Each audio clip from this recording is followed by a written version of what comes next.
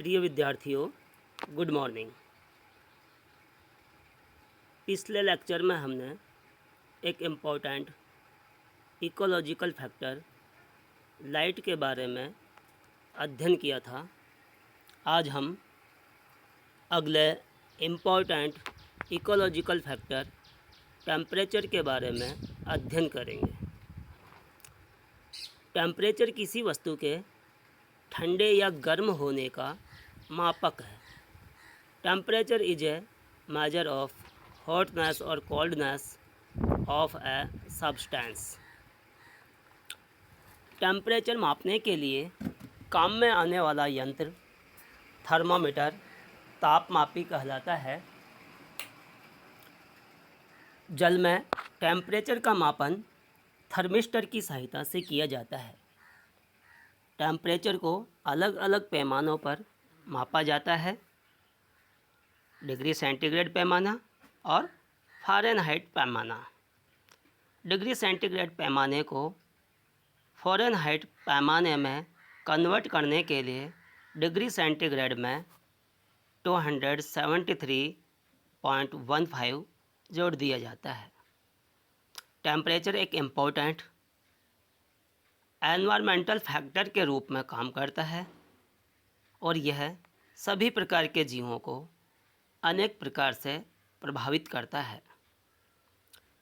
पृथ्वी पर अलग अलग रीजन्स में टेम्परेचर अलग अलग होता है तथा पृथ्वी की सतह से ऊंचाई एल्टीट्यूड बढ़ने के साथ साथ तापमान में भी वेरिएशन आता रहता है, जिसे हमने स्ट्रक्चर ऑफ एटमॉस्फेयर के अंतर्गत अध्ययन किया है। हमने पढ़ा है कि ट्रोपोस्फीयर में ऊंचाई बढ़ने के साथ साथ टेम्परेचर में कमी आती है और इस क्षेत्र में प्रत्येक 165 मीटर ऊंचाई बढ़ने पर टेम्परेचर में 1 डिग्री सेंटीग्रेड की कमी आ जाती है, जिसे नॉर्मल लैप्स रेट के नाम से हम जानते हैं। अब हम देखते हैं रेंज ऑफ टेम्परेचर टॉलरेंस, यानी कि तापमान सहनशीलता की परास क्या है। प्रत्येक जीव के लिए विभिन्न फिजियोलॉजिकल प्रोसेसेस के लिए तापमान की न्यूनतम और अधिकतम सीमा होती है, जिसे उस जीव की सहनशीलता की परास range of tolerance of temperature कहा जाता है। किसी जीव की विभिन्न एनवायरमेंटल फैक्टर के सहनशीलता की परास जितनी अधिक होगी, उस जीव का पृथ्वी पर डिस्ट्रीब्यूशन भी उतना ही अधिक विस्तृत होगा। इसके विपरीत जिस जीव की सहनशीलता की परास जितनी कम होगी, उसका वितरण भी उतना ही अधिक सीमित होगा। इस संदर्भ में सेल्फोर्ड नामक वैज्ञानिक ने एक नियम दिया है, जिसे rule of limit of tolerance of Shelford का सहनशीलता की सीमा का नियम कहा जाता है। सेल्फोर्ड के इस नियम के अनुसार किसी भी जीव की वृद्धि और विकास के लिए आवश्यक सभी कारक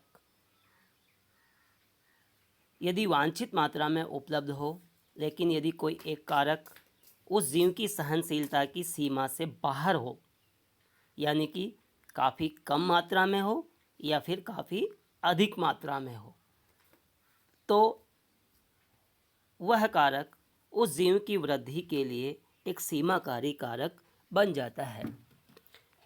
इस नियम के अनुसार पादपों में CO2 की कम मात्रा जहाँ सीमाकारी होगी, वहीं इसकी अत्यधिक मात्रा भी सीमाकारी सिद्ध होगी।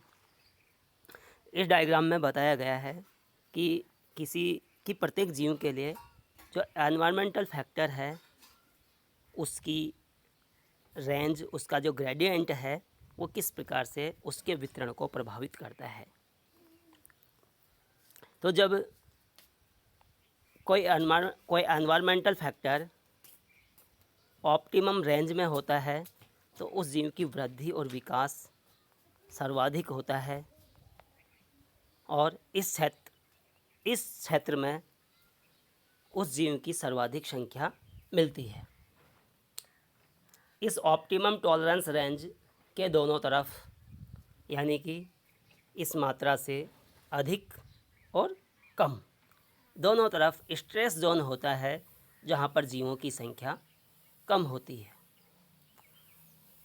इस स्ट्रेस जोन के दोनों तरफ जोन ऑफ इंटॉलरेंस है जहाँ पर उस जाति के जीव नहीं पाए जाते हैं। जीवों की किसी इकोलॉजिकल फैक्टर की सहनशीलता की परास के आधार पर जीवों को दो भागों में बांटा जा सकता है। पहला है यूरिटॉपिक पृथुस्थैतिक जीव और दूसरा है स्टेनोटॉपिक तनुस्थैतिक जीव। फर्स्ट ऑफ ऑल, यूरिटॉपिक ऐसे जीव जातियाँ जिनकी इकोलॉजिकल फैक्टर के प्रति रेंज ऑफ टॉलरेंस अधिक हो वह यूरिटॉपिक कहलाती है। जैसे यूरिथर्मल, ऐसी जीव जातियाँ जो तापमान की एक विस्तृत परास को सहन कर सकती है। स्टेनोटॉपिक ऐसी जीव जातियाँ जिनकी इकोलॉजिकल फैक्टर के प्रति टॉलरेंस की सीमा की जो रेंज है वो नैरो होती है, संकीर्ण होती है, काफ़ी कम होती है। ऐसी जातियाँ स्टेनोटॉपिक जातियाँ कहलाती है।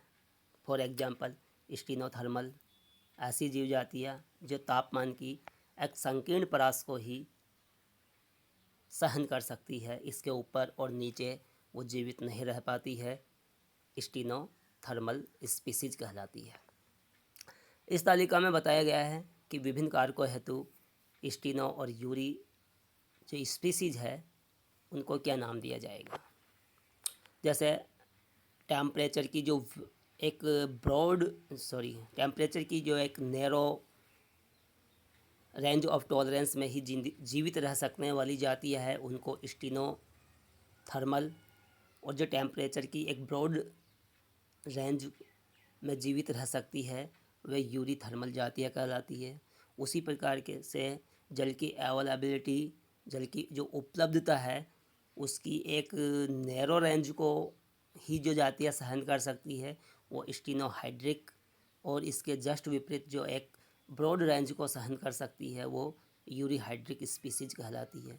इसी प्रकार से लवण की रेंज ऑफ टॉलरेंस के आधार पर स्टेनोहालाइन और यूरिहालाइन, प्रेशर के आधार पर स्टेनोबारिक और यूरिबारिक स्पीसीज, जल की गहराई के आधार पर स्टेनोबैथिक और यूरिबैथिक स्पीसीज, प्रकाश के आधार पर स्टेनोफोटिक और यूरिफोटिक स्पीसीज, और भोजन के आधार पर भोजन की जो उपलब्धता है उसकी रेंज ऑफ टॉलरेंस के आधार पर स्पीसीज स्टेनोफेजिक और यूरिफेजिक स्पीसीज कहलाती है। थैंक्स।